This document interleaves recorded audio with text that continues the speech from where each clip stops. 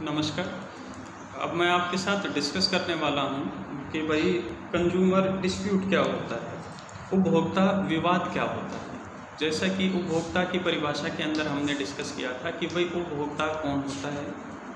तो एक व्यक्ति होता है, यानी कि consumer means a person who buys any goods या अवेल एनी सर्विसेज किससे फॉर ए कंसिडरेशन। और उसमें हमने जो उसके जो कि भाई कॉमर्शियल पर्पज़ से नहीं होना चाहिए या रीसेल पर्पज़ से नहीं होना चाहिए, उसकी सहमति होनी चाहिए, कंसिडरेशन होना चाहिए, इस तरह के बिंदु डिस्कस किए थे। अब बात आती है कि भाई उपभोक्ता विवाद क्या होता है। और उपभोक्ता विवाद जो 2019 का जो एक्ट है या 1986 का जो एक्ट है उसमें एक ही परिभाषा है, उसके अंदर कोई चेंज नहीं है।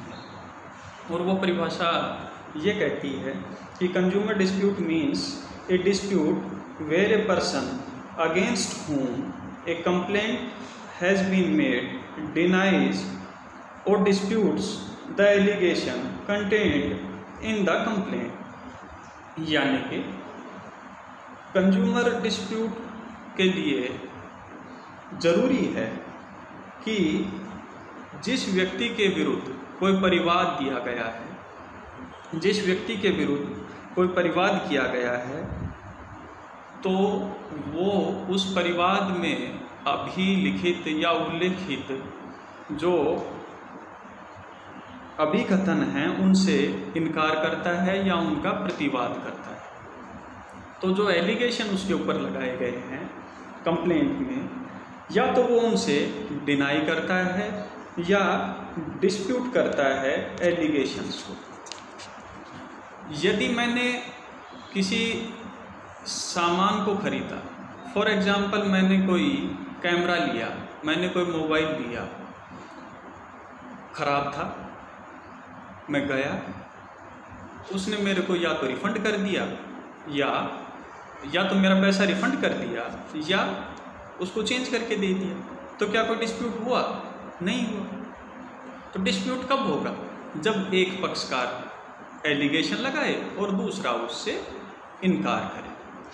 अब बात ये आती है कि हु इज ए पर्सन, कि भाई व्यक्ति के अंदर आप किसको इंक्लूड करेंगे। तो जो 2019 की जो परिभाषा है उसमें दो जो श्रेणी हैं उनको और शामिल किया गया है। 1986 की जो परिभाषा थी उसके अंदर 5 जो श्रेणी थी उनको शामिल किया गया था और इसमें 7 तरह के जो श्रेणी हैं उनको 2019 में शामिल किया गया है। तो पहले the person includes an individual, a firm whether registered or not, a Hindu undivided family यानी कि HUF, a cooperative society, an association of persons whether registered under the Societies Registration Act या any corporation, company or a body of individual whether incorporated or not, or last any artificial judicial person not falling within any of the preceding सब class. देखिए भाई, इसमें कौन कौन व्यक्ति शामिल होंगे? या तो कोई व्यक्ति एन इंडिविजुअल, या कोई फर्म हो चाहे वो रजिस्टर्ड हो या न हो, HUF हिंदू अविभक्त जो कुटुंब है, जो हिंदू अनडिवाइडेड फैमिली है वो, या फिर कोई सोसाइटी, कोऑपरेटिव सोसाइटी, सहकारी सोसाइटी, या फिर व्यक्तियों की कोई सोसाइटी, व्यक्तियों का कोई संगम जिसका रजिस्ट्रेशन सोसाइटीज़ एक्ट 1860 के अंदर बना था, उसके अंतर्गत हुआ हो या फिर नहीं हुआ। 1986 की जो परिभाषा थी उसके अंदर ये 5 श्रेणियाँ मानी गई थी। लेकिन जो 2019 की जो परिभाषा है उसमें 2 और शामिल किए गए हैं, जिसमें कॉरपोरेशन, कंपनी और a body of individuals weather incorporated और नॉट, यानी कि निगम, कंपनी या निकाय चाहे निगमित हो या नहीं हो, या any artificial judicial person not falling with in any of the preceding सब क्लासेस, कोई कृत्रिम विधिक व्यक्ति जो कि पूर्ववर्ती जो ऊपर के जो खंड हैं उनमें शामिल नहीं किया गया हो। तो इसमें ये जो श्रेणी हैं वो और इंक्लूड की गई हैं। जैसे कि मैंने आपको बताया था कि भाई जो कॉमर्शियल पर्पस के साथ साथ जो एक्सप्लेनेशन बाइज एनी गुड्स और हायर और अवेल एनी सर्विसेज के अंदर ऑनलाइन ट्रांजैक्शंस को और मल्टी लेवल मार्केटिंग को, टेली शॉपिंग को शामिल किया गया, और जो गुड्स की जो परिभाषा थी उसके अंदर फूड एंड सेफ्टी एक्ट जो 2006 का है उसके अंतर्गत जो फूड है उसको भी शामिल किया गया, और प्लस में उसमें जो 1930 का सेल्स ऑफ गुड्स एक्ट है उसके अंतर्गत जो परिभाषित मूवेबल प्रॉपर्टी है वो तो ऑलरेडी थी ही थी। तो जो 2019 की जो परिभाषाएं हैं उनके अंदर जो चेंजेस आने लग रहे हैं वो मैं आपके साथ डिस्कस किए जा रहा हूँ। अब कुछ एक बात आती है कि भाई आप किन को उपभोक्ता नहीं मानेंगे, किन सर्विसेज को अवेल करने वाले व्यक्तियों को आप उपभोक्ता नहीं मानेंगे। जैसे कि मैंने बताया था कि भाई रीसेल पर्पज़ के लिए, कॉमर्शियल पर्पज़ के लिए जो सामान को खरीदता है उसको उपभोक्ता नहीं मानेंगे।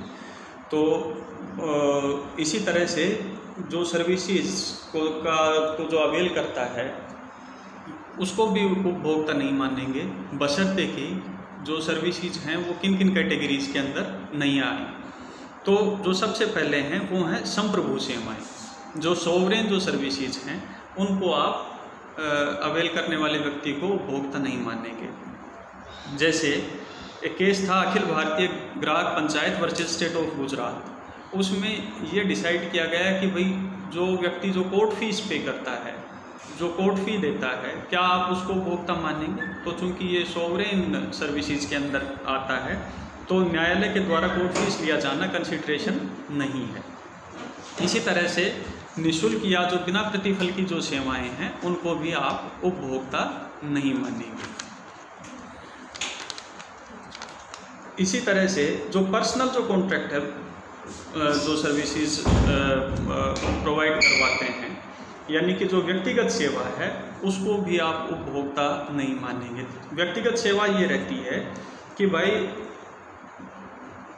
जो सर्विस है उसको प्रोवाइड करने वाले व्यक्ति के ऊपर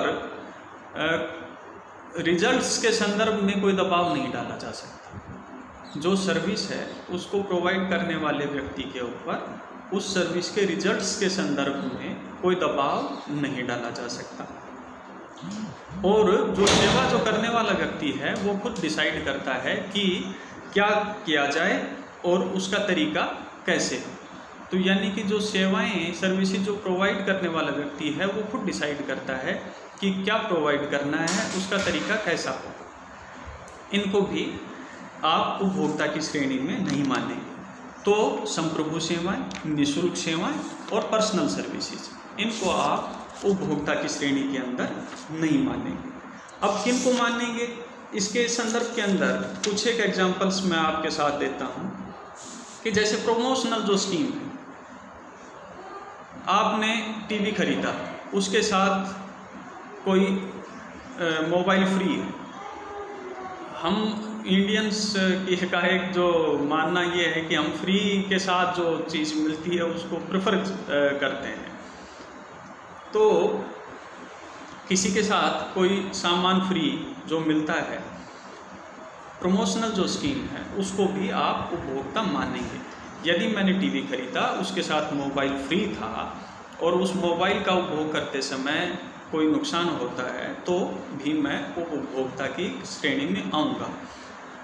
क्यों आऊँगा? क्योंकि जो फ्री जो मेरे को मिला उसने इंसेंटिव का काम किया उस मूल सामान को खरीदने के लिए।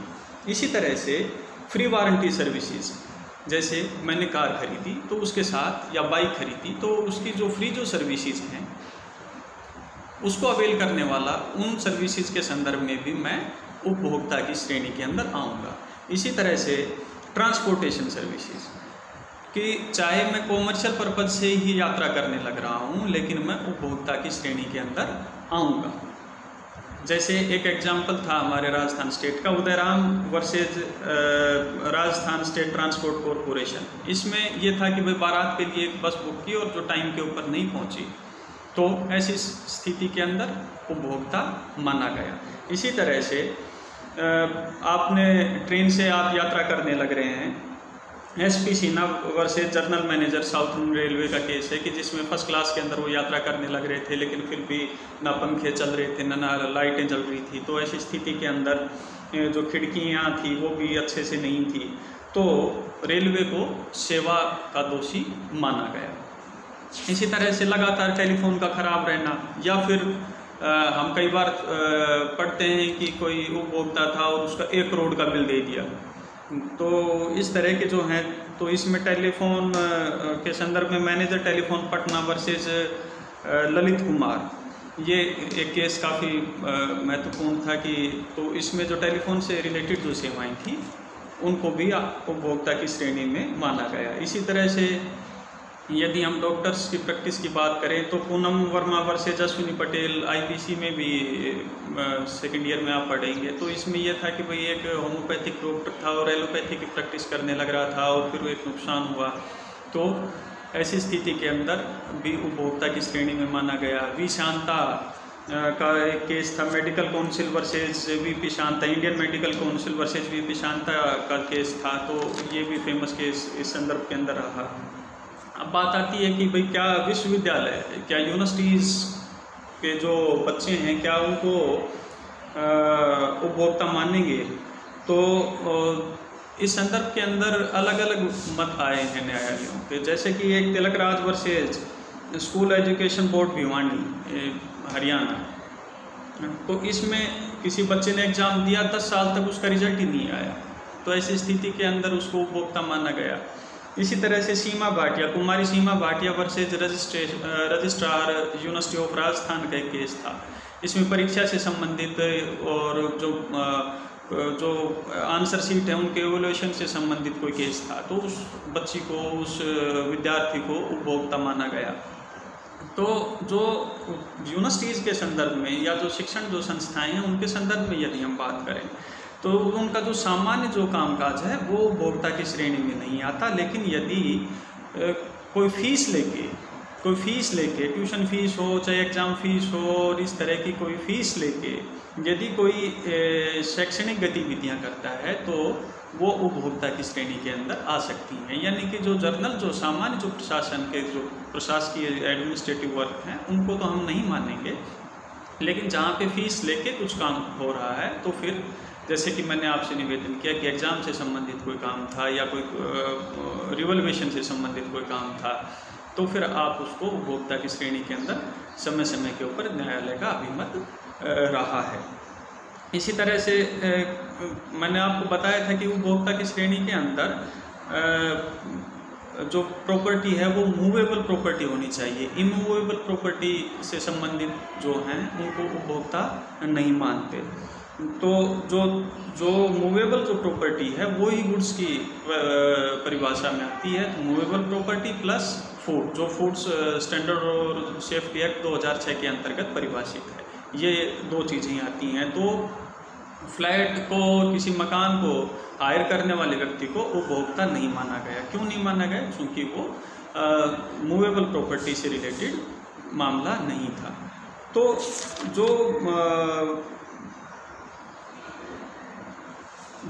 जो मुख्य जो बात जो निकल के आई वो ये है कि भाई जो सर्विसेज हैं आज के दिन उपभोक्ता हर व्यक्ति है।